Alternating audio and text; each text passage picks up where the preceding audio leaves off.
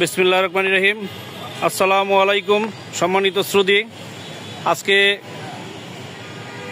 সারা বাংলাদেশের গণকর্মচারীদের দাবি আদায়ের লক্ষ্যে বাংলাদেশ 17-20 গ্রেড সরকারি কর্মচারী সমিতি কেন্দ্রীয় পরিষদের আজকে মত বিনিময় শেষে আপনারা দেখতে পাচ্ছেন কেন্দ্রীয় নেতৃবৃন্দরা আমরা এখানে সমবেত হয়েছি।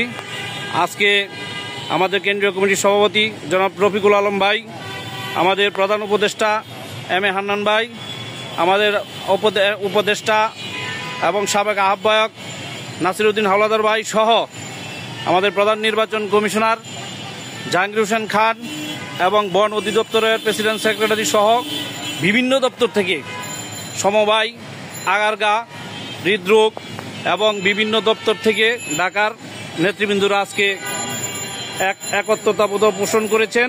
আমরা আগামী 1 মে আমাদের ন্যায্য দাবি আদায়ের লক্ষ্যে দাবি আদায় ঐক্য পরিষদের আমরা একটি কর্মসূচি বাস্তবায়নের লক্ষ্যে আজকে আমরা এখানে মত বিনিময় শেষে সকলেই সমবেত হয়েছি।